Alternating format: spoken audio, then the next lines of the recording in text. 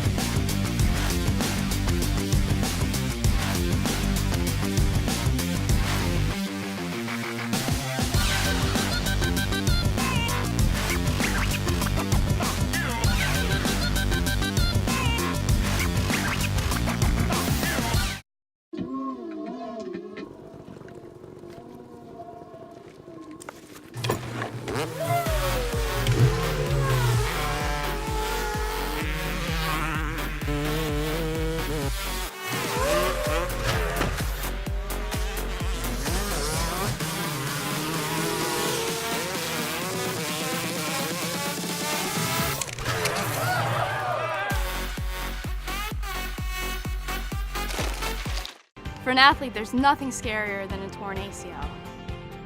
Athletes trust us with their care and their careers because we're a recognized leader in sports medicine. Get back to your active life sooner with MedStar Sports Medicine. Wise Market's ice cream plant is based in Sunbury, Pennsylvania, and it's locally owned and operated. We've been making our ice cream for nearly 50 years. We create roughly 70 flavors of ice cream right now. We use local ingredients, especially our cream, which is from our milk plant. The cream is what gives our ice cream a rich and creamy texture. Now, together with our customers, we've created a product called Peanut Butter Indulgence, which will be coming out this summer. It's a peanut butter ice cream with sea salt caramel swirl and chocolate-covered pretzel. How could you go wrong with that? Personally, I love our ice cream. If you come to our house at any given time, you'll find at least 5 packets of ice cream in our freezer. Our kids grew up eating Wise quality ice cream, and now we get to treat our grandchildren to it. It's been a pleasure for me to be tasting ice cream for over 40 years for Wise Markets, and I'm loving every minute of it. Thanks for joining us for another episode of the Tiger Football Report. I'm your host, Spiro Morekas, along with the head coach of the Tigers, Rob Ambrose. And Coach, the Tigers this week playing the third of 3 straight home games against CAA foe William & Mary, a team that Towson couldn't beat in forever. But all of a sudden, the tide has turned, although it didn't look like it there for a while. I mean, you guys started off the game with a bang. It was 10-0. You were moving the ball up and down the field, although you weren't getting the amount of points I'm sure you were expecting to get out of those drives. And the next thing you know, a blocked field goal gets returned for a touchdown, and you go into halftime, you're down 13-10. Thanks for the walk down memory lane. Yes. Yeah. It was that kind of week. You know, this is the first week in a long while that we weren't preparing to kill monsters. That William & Mary is just another good CAA team, not a top 10 team or a top 15 team. And we struggled with that all week during practice. And if you watched any football last week, you're in the middle of October. It doesn't matter if you watched us or anybody else. In the middle of October, every good team in America is fighting the grind. They're not necessarily fighting the team they're playing against.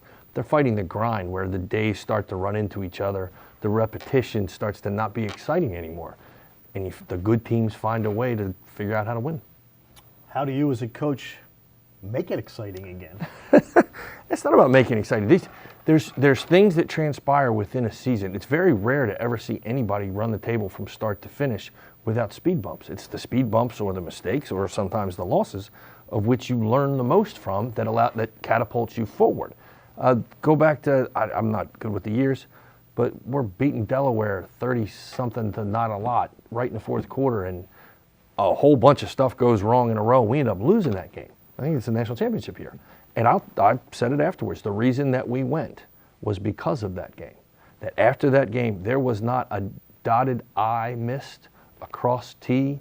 Lockers were perfect. Shoelaces were perfect. Everybody was dialed in because we realized how precious games could be. And we needed that experience to catapult us forward. This was a great, great learning experience, and one in which you get to walk away with a win. You win the game by a score of 29-13, and the highlight that has been all over America, Jabari Allen catching a touchdown pass in the right corner of the end zone, where if you listen to my call, I right out said, that's not a touchdown. And it turned out it was a touchdown and a remarkable, remarkable catch. What were your thoughts when you first saw the catch transpire, and then what happened after? It's a little challenging because you know they're going to review it, but I'm still not clear as to where our cameras come from to actually review it. And a couple years ago, I remember Christian Summers had a long catch and dove for the end zone and clearly didn't get in. His body bounced a couple times before he got in. We didn't have the cameras to overturn it for instant replay, so they let the play stand. When they called it a touchdown, I knew we were going to be in pretty good shape because it takes a lot to reverse it. But as time is transpiring, you realize it's going to be 2nd and goal from the 4 or 5. It's really easy to run the extra point team on and kick an extra point.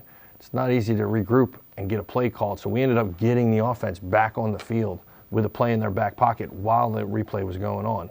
But in the end, it stood. It's one of the greatest catches I've ever seen. It's one of the greatest catches that ever happened in that stadium. And that's not to say anything to the guys who played before. You guys were awesome. But come on, that was a pretty amazing catch. It was an amazing catch. Let's a tactical question. You did not go for an extra point late in the game, and you got a 5-yard penalty, so you're set back to the 7. At that point, you've had an extra point blocked. You've had a field goal blocked. Was that the only reason you decided to go for 2 from the 7? Oh yeah, that's exactly why. Well, once sometimes it's a little bit easier to actually get in the end zone from the 7 than it is from the 3. If you're not pounding the ball and you don't feel confident pounding that ball to get 3, then the more room you have to throw it, the better off you're going to be. We had already been stopped on a 4th and 2 on the other side of the field with good defense by their part. We'd had the kick blocked, and for me, it didn't matter that we didn't get the 2-point conversion. I wasn't going to allow the possibility of them to block that thing, hit more momentum, possibly return one again, because nobody ever really pays attention to this, but it's the big guys on the extra point team. So when that thing gets blocked, there's really, and the ball bounces perfectly, there's really nobody to stop that. You can cover as well as you want, but you're talking about 4 or 5 guys being chased down by 5 guys. That's just not going to happen. So I take it there's going to be a lot of special team practice this week.